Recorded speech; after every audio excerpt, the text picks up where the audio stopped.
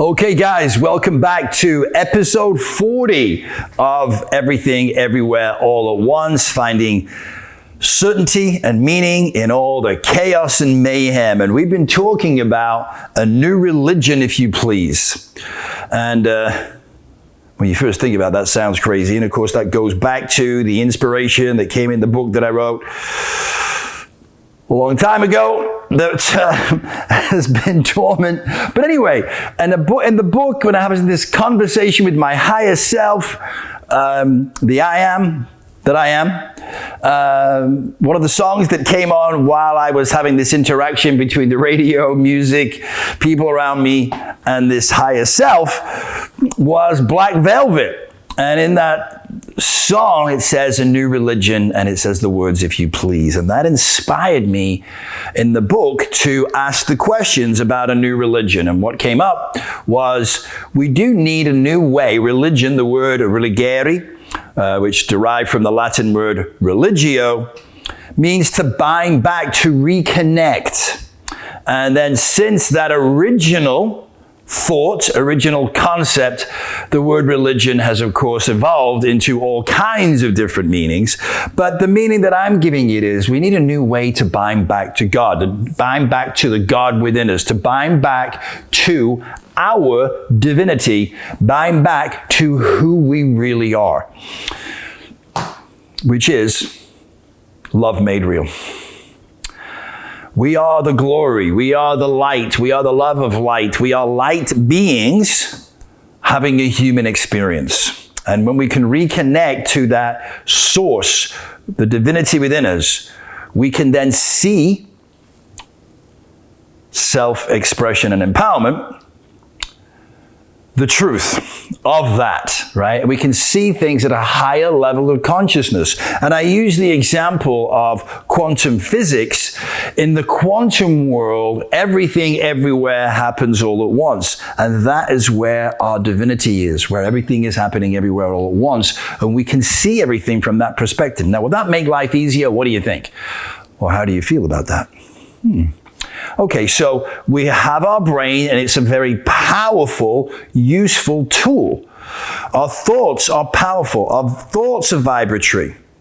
The things we say are vibratory. The actions we take are vibratory. They have creative power.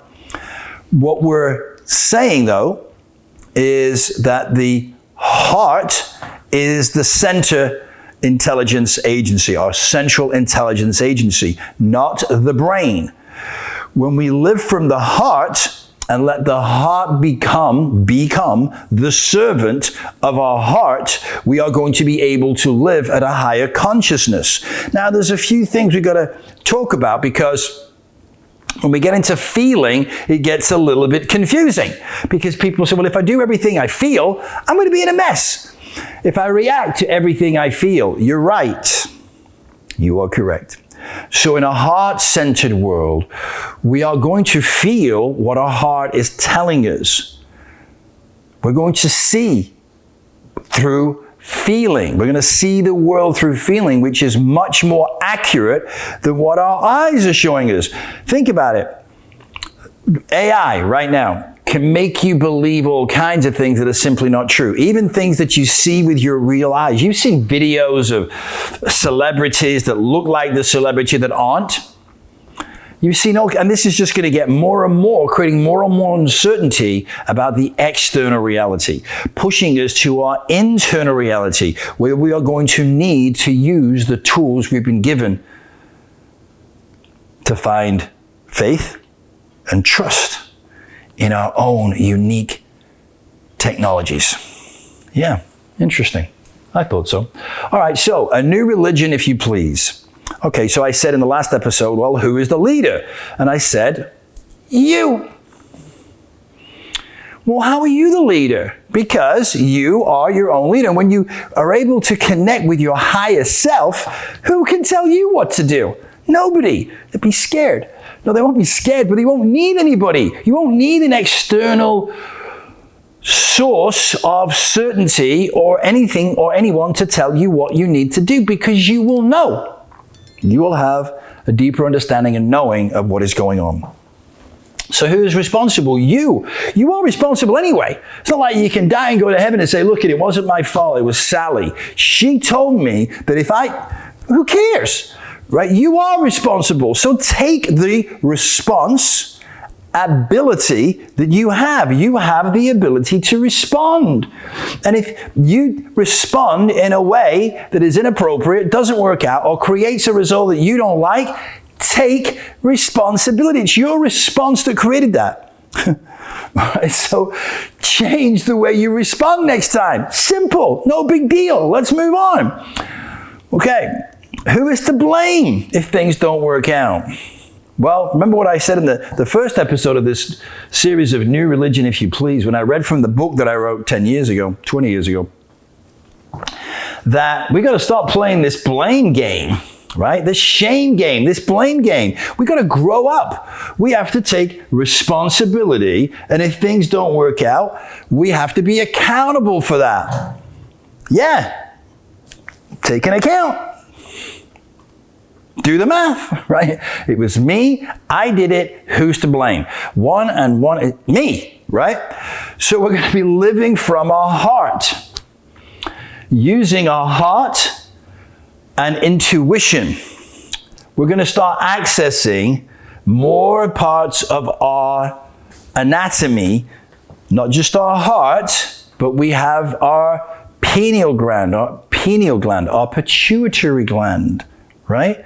Which we can also activate, which are also going to give us deeper sense of intuition, a deeper knowingness, and a wider perspective. I know. How are we going to do that? I'm going to get into the hows and the how-tos and what we need to do. And there are different things that we do need to do to actualize these things. So, look, this was a study done by an individual, a lady called Bronnie Ware, who is from Australia, and she worked at hospice in Australia. And she did a study because she dealt with so many people who were about to pass away. And what she recognized was what she called the five, which is English for five. What she calls the 5 regrets of the dying, which are the 5 things that came up repeatedly from people who were passing away. And one of them was, I wish I had had the courage to live a life true to myself, not the life others expected of me.